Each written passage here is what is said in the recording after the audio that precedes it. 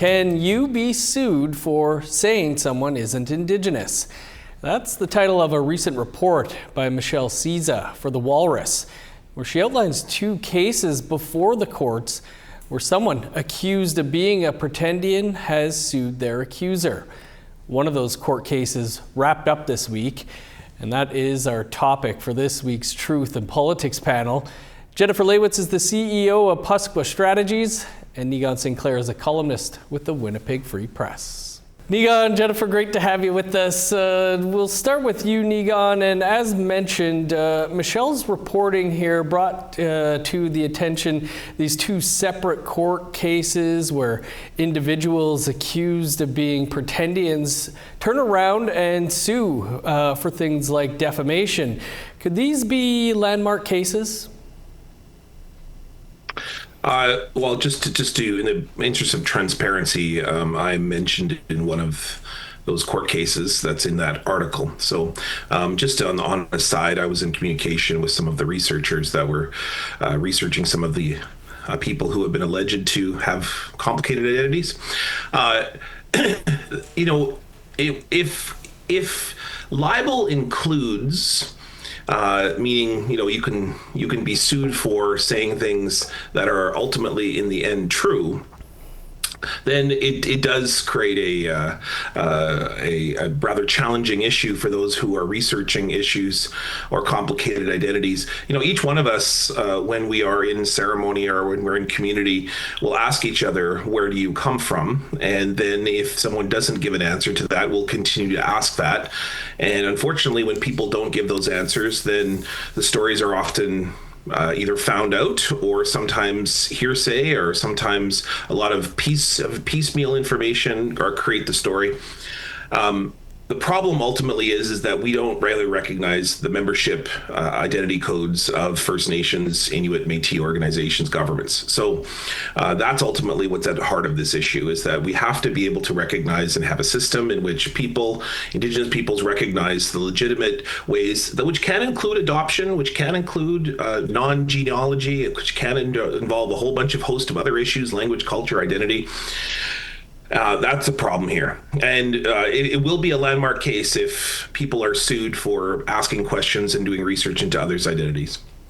Jennifer, how do you feel about people being sued over publicly raising concerns about someone's Indigenous identity? Well, I think it's almost a little bit of a contradiction to be bringing in a Eurocentric court system in order to make decisions regarding Indigenous identity and the way we essentially view identity, measure identity, and define identity at the end of the day. Obviously, there's a lot of conversations around identity. There's people out there that define themselves as pretendian hunters. Their goal to be basically to debunk whether or not somebody is actually Indigenous. And then there's the lateral violence piece where people are saying it's lateral violence to start calling people out and start putting them down, all of those things. And, you know, as a pale-faced First Nations person, I face those questions all the time. And it's, you know, it can be tricky when you're, you know, a kid that's from care or somebody that's went through the child welfare system. Obviously, your disconnection to community is going to be there. And I believe as Indigenous people, we have to leave space for people to reclaim and feel comfortable going back to community and finding their way to be claimed by their community. But there is those really weird questions that are being asked about people that claim identity and move to the top of the totem pole in corporations and even Indigenous governance that find their way going to the top and their identity is questionable. Academics, all of those different areas, musicians. So there is questions, and I think we need to start strengthening the way that we facilitate identity amongst nations with membership codes and identity and all those things.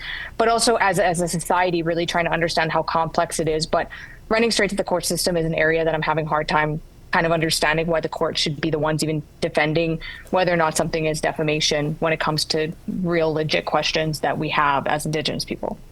Niigaan, one of these cases did conclude just yesterday on Wednesday with the woman who says she's Métis losing her defamation case against a Atikamekw artist and activist, Catherine Boivin. What do you think that ruling could mean? Well, first of all, it's very difficult to prove defamation cases for a whole host of reasons.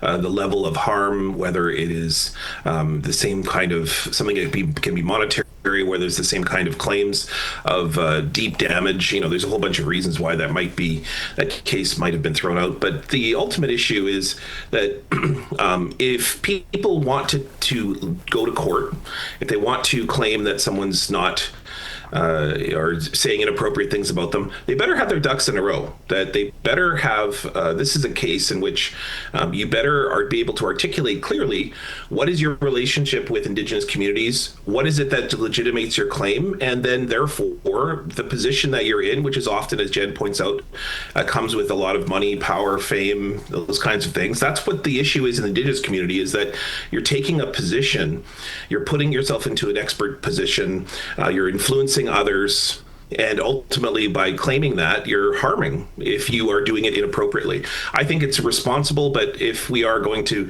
hold people to account, and those people who are, they should be able to answer simple questions. Jennifer, the Quebec judge here made it clear that this case was not about whether the plaintiff was Indigenous, but if she had been defamed. You kind of touched on this, but do we want the courts deciding who is or isn't Indigenous?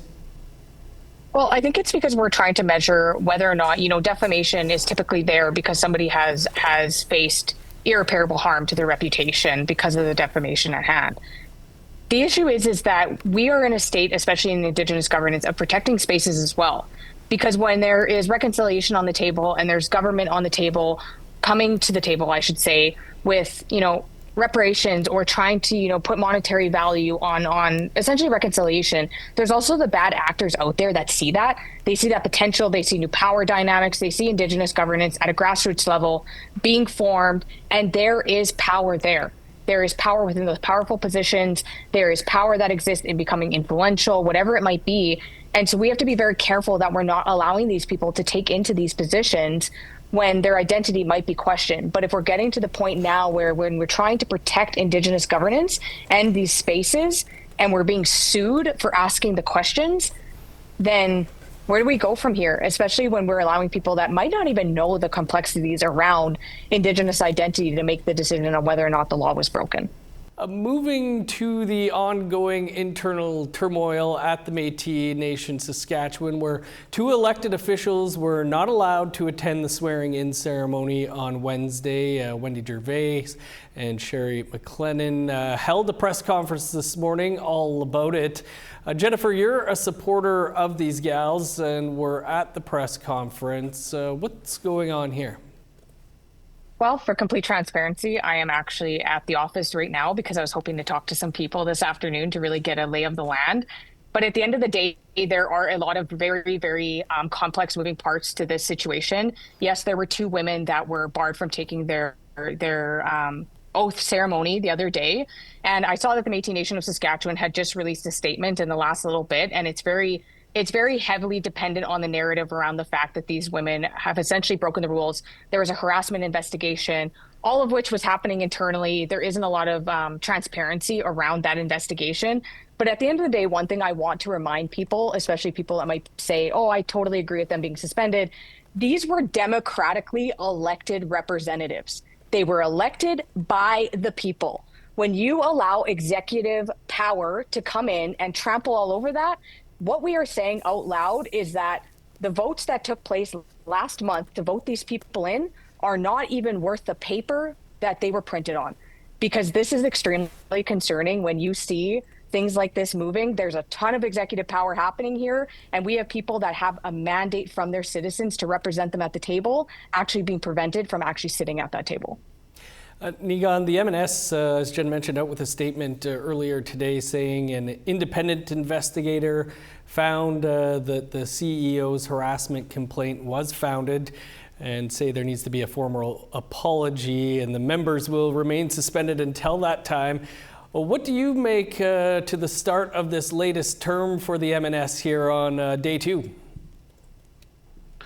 I am aghast at how this is remarkably the exact same situation that the Assembly of First Nations found themselves in the removal of Roseanne Archibald, a democratically elected national chief, and the simple tossing out of democratic results because it was inconvenient, claims of harassment, and of course we all know about the conflict between the current national chief and the former national chief, Roseanne Archibald.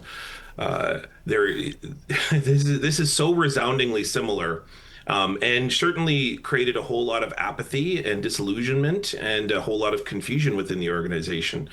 And particularly because, one thing that's very annoying for those of us who are in the media is constantly and continually seeing Indigenous governments who claim to be governments, but then don't act like governments, or when it becomes inconvenient to tell the story, be transparent, allow us into meetings in which we can witness things that are happening, suddenly be banned, or everybody's quiet, or then they hide behind human rights or something or other, some other kind of investigation involving the word harassment or bullying or so on.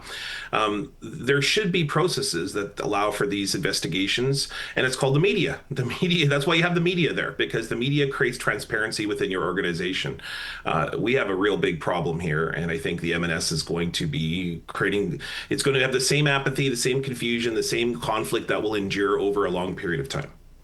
Well, yeah, as Jennifer, as many will know, this has been going on for quite a few months in the background, and with legal threats going on as well, nobody wanting to talk to the media. Now everybody's throwing it out there. What do you see happening next here? I think we're at a pivotal point right now, especially in Indigenous governance, as Niigaan had suggested with the AFN, which isn't even a government, it's a political lobbying organization. But there was a democratic process within that situation with the election of the national chief. And we're seeing it at the Métis level right now as well. And it's, as somebody that has a proficiency in Indigenous governance, this is my entire job. And my job is to make sure that the power belongs with the citizens at every level, band members, Métis citizens, whatever it would be. I will never waver from the fact that my loyalty lies with making sure that grassroots people are heard and represented, because that is what is at the heart of Indigenous governance and why we try to remove ourselves away from westernized politics. But what is concerning is that I'm also seeing citizens that make excuses for something like this. Well, if they did harass, or they did do this, or they did do this, that has to be addressed. If there are people that are doing, things they shouldn't be doing as elected leaders. But people often forget that those elected leaders are held accountable by their citizens during election time. They work for the people. And we have an executive power at the MNS right now that is actively preventing those elected officials from taking their seat at the table and basically saying, doesn't matter what the citizens voted for last year. At the end of the day, we're going to make the decision, and our decision is going to trump the will of the people. This is very scary waters, and I genuinely hope that people are watching what is happening right now and seeing that this is crazy. It's crazy. I don't even know what to say. I'm typically more reserved, but I've never seen anything this bad. And Niigaan, do you think this internal strife could have an impact on the goals MNS is trying to achieve, like the self-government agreement?